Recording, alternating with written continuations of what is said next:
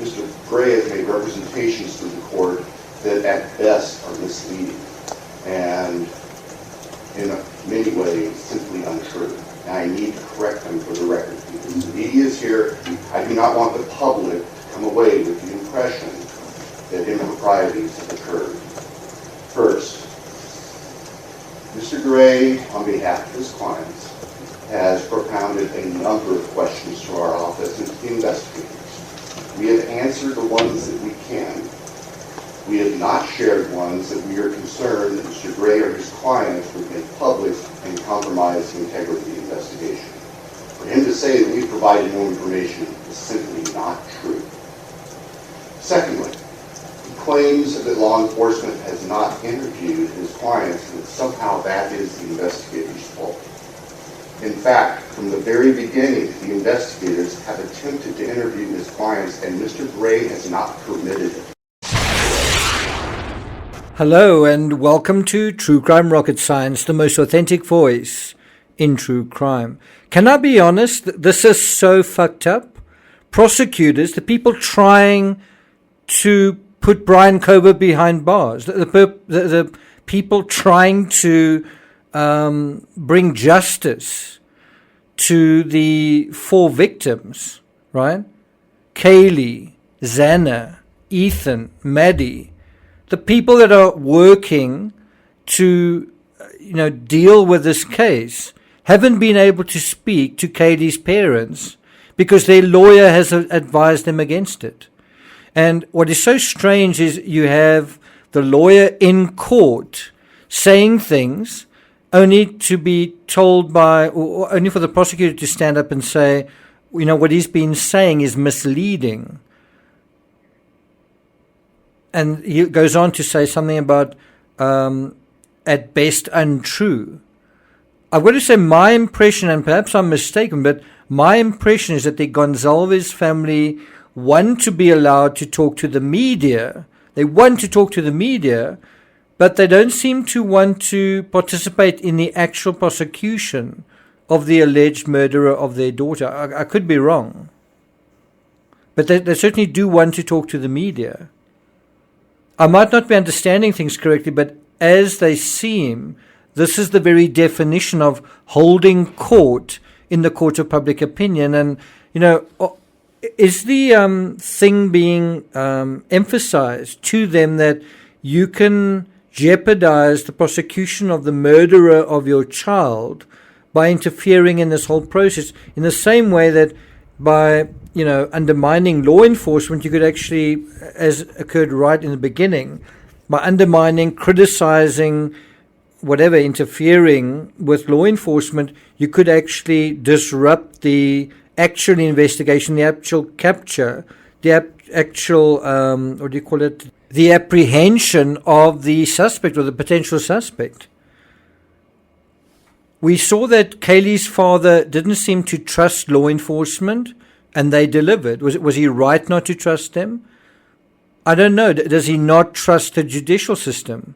Or does he trust the media more than the justice system? I don't know. But it is a crazy situation, I have to say.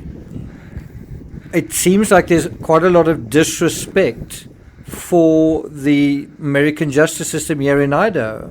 There in Idaho. Before we get to the rest of this analysis, if you haven't subscribed to the channel, you'll note I'm doing quite a lot of analysis. If you'd like to keep track with future analysis, please do subscribe. If you're enjoying this episode, please like, share, leave a comment. Bear in mind, I do have a education in law, and unlike many other YouTubers, I do know quite a lot about the law. I've been in an American courtroom as well during a high-profile murder trial. And, is that worth anything? Anyway, if you're enjoying this analysis, this episode, you can also hit the thanks button and let's get started. So, according to one publication, I think it is KTVB, quote, Gray, that's the attorney for the Goncalves family, he filed his motion to amend or clarify the order because he said it's too vague. He said that on Friday. He told judge that because he and the Goncalves family are not considered a party in the case against Koberger, he should be able to speak more freely on behalf of the family. Well, that's even though Gray has been speaking to the media anyway, end quote. Several times during his argument, Gray used the example, if I say a judge is crazy, and he also referred to himself disagreeing with almost everything Judge Marshall said. Going back to the article, quote, Gray also accused the prosecution of keeping the Goncalves family in the dark. It's kind of strange if you think about this idea that if he's preventing the Goncalves family from talking to investigators or investigators from talking to them, then isn't he keeping investigators in the dark? Anyway, the article goes on to say they didn't even know a grand jury was convened to indict Koberger on the murder charges. Now, the point of a grand jury, or part of the process of it, is it's meant to be secret. If he did know, what do you think would have happened? If he did know, if the family knew, what do you think could have happened?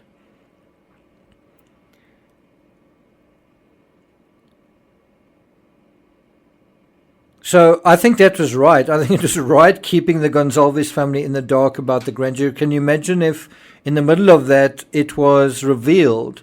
Well, then you've got to start all over again. I mean, it's really a great way to bring about a mistrial. And so he goes on to say, I've never seen a poorer line of communication in my 22 years than the prosecution and the Goncalves family. And that may be true, but I also think the flip side of that is the Goncalves family have been extremely media, active. They've been extremely sort of available to the media, certainly more than any other family member of the four victims by far. And so if you wanted to preserve the integrity of the case, then I think what you would want is to not have a very open line of communication. But the way that he frames it is also, I'm not sure if it's 100% accurate, because apparently the attorney has sent their questions to the prosecutors, and the prosecutors have responded as they say. They've provided the answers they can provide. So it's not as though there's been no communication. Gray just wants more. The Goncalves family just want more. Well, just wait until the trial. So anyway, if you ask me, the prosecution are not only absolutely right, but absolutely justified in trying to prevent sensitive information related to their case from becoming part of media fodder. The prosecutor made a fantastic point, and I'll put the link to the entire thing. It's about 50 minutes long, saying that it's preferable that if a juror, a prospective juror, you might say, yes, I actually did watch the news. I did hear something in the news. I didn't really know what to make of it, versus a juror being disqualified on the grounds of, well, I heard specific information brought to light in the media by one lawyer. One lawyer brought this information out, and then another lawyer discussed it and it was qualified in some way or another. Well, great, you heard that, you're disqualified. And so they're trying to discourage a situation like that from coming about. So anyway, why are the Goncalves family not only seen as witnesses, not only seen as part of the court narrative, but then also to some extent not consulted, not interviewed, not as part of the trial narrative as they perhaps hoped or expected or anticipated, but then also they form part of the gag order. It may seem nonsensical, but I'm not sure it is. And if you think about the broader context, well, it isn't, because they clearly aren't direct witnesses in terms of the crime scene, but they are witnesses in terms of family. They are witnesses in terms of victim impact statements and potentially also character witnesses. They may also be called to talk about the habits and personal statements shared by their daughter prior to her final return to Moscow, or even Kaylee's experiences with boys and even her friendship with Maddie. That could also be part of it. I don't really know whether you'd really need to do interviews in order for that to come to light, in order to investigate that aspect. Anyway, the article goes on to say the Goncalves family may be witnesses at some point during the proceedings, meaning they likely cannot speak about the case anyway due to the gag order. I don't think it's rocket science. So trial witnesses in any way are precluded from talking to or engaging with the media. We saw that in the Vallow trial. We also saw in the Vallow trial that when someone had spoken to the media, they were kind of in trouble. They'd explained themselves. The defense was saying, you know what, this person did speak to the media. They should not be allowed to testify. That's how you can lose a witness. So in a real sense, the Goncalves family aren't only getting special treatment. It's not a case of they've been treated in a special way or they're being neglected. They're being treated like any other witness. The article goes on to say that the judge pointed out that this would especially be the case during a sentencing phase if the prosecution decided to move forward with seeking the death penalty. Gray said that the prosecution has never interviewed the Goncalves family, and so how in the world would we be witnesses?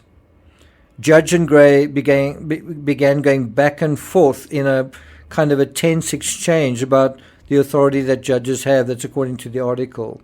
I must say, I was really under the impression that Gray, as I say, it's under the impression that perhaps Gray wants a book deal. He wants to have more access to a lot of things. Well, why? Maybe he's trying to service his clients. I don't know. Maybe he wants some sort of exposure that he's not getting in exchange for representing his clients. It just, to me, felt a little me, if you ask me, which is perhaps why the judge appeared a little bemused. And at one point he said, can you help me understand what you think you can't say versus what you've already been saying? A little patronizing there. And Gray then responded, I've got no idea. He told the judge that the court is just throwing stuff in the air. Anyway, you heard the response from the county prosecutor, Bill Thompson, telling the judge that the only reason the Goncalves family has not been interviewed by the prosecution is because Gray had advised them not to. Right? Mr. Gray has made representations that are simply misleading. The media is here. I don't want the public to come away with the impression that impropriety has occurred. We have answered the questions we can. Now, think about that. You're inside a courtroom and someone is making, or someone says someone else is making misleading statements. You want that person to be given certain sensitive information related to a trial. And how can that then be used in the media? Is that going to lead to clarification or misleading speculation? What do you think? And so Thompson said that some of the answers they withheld was to maintain the integrity of the investigation. Then you had another member of the prosecution team, Bradley Rudley, telling the judge that he believes the Goncalves family would fall under the gag order because they would likely be witnesses during the sentencing, right? Which supports what the judge says as well. I also don't know whether they wouldn't necessarily be part of the actual trial, but perhaps, who knows? So Rudley said that the reason the order is in place is because each side, that is the prosecution and the defense, have consensus that they want to make sure a fair trial is upheld. So you really do have an odd situation where both the prosecution and the defense want a gag order. Basically, counsel on both sides want a gag order. They want to be allowed to, conduct their case in a courtroom, right? But some of their family members seem to have no idea how criminal trials work, or if they do, have little respect for the process. Rudley said that the alternative, sequestering or changing the venue, aren't going to mitigate the impact of statements made in the case. Gray's statements that he isn't bound by the gag order illustrate why the order is necessary in this matter. Right? It's quite interesting that he says he's not bound by the order. Well, and so that shows why the order is necessary. The defense agreed with the prosecution, and then I really like this point where they said the safest thing anyone can do is not speak to the media. Let statements be made here, meaning in the courtroom, and then the media gets that. The media gets what is said inside the context of the courtroom. It should not be allowed outside the context of the courtroom to have a sort of a life of its own, to have the speculation, of its own. They also say we don't have to have someone trying to whip the media into a frenzy and send this case to the firing squad or whatever. Right? In other words, we don't need to have a situation of like a media circus leading up to a trial. And I don't know why that seems to be such an unreasonable thing. Is it such an unreasonable thing for trial lawyers to ask for? Would you mind? We'd prefer not to have a media circus going into a trial. We need to try and concentrate on what we're trying to do here. Is that okay? And the media is speculating on whether this case will end up in a firing squad. How helpful is that? I've got to say that the firing squad stuff is something that would sit in a potential juror's mind. And guess what the Goncalves family have been saying to the media? One headline read, "Family of Idaho murder victim Kaylee Goncalves want the killer Koberger to face a firing squad." And that's in the middle of a gag order scenario. So, I don't know, it should not be part of the media discussion now. Koberger hasn't even been tried yet. So this is more than jumping the gun. It's judging, convicting him, and then also deciding how they want him sentenced. There'll be a time and a place for that. Can they wait? Can they respect the process? And so my question to you is, with all of that already in play, like the Goncalves family saying, we want Koberger to face a firing squad, you also want the gag order lifted. Be interested to know what you think. Thank you for listening, and I'll see you guys next time.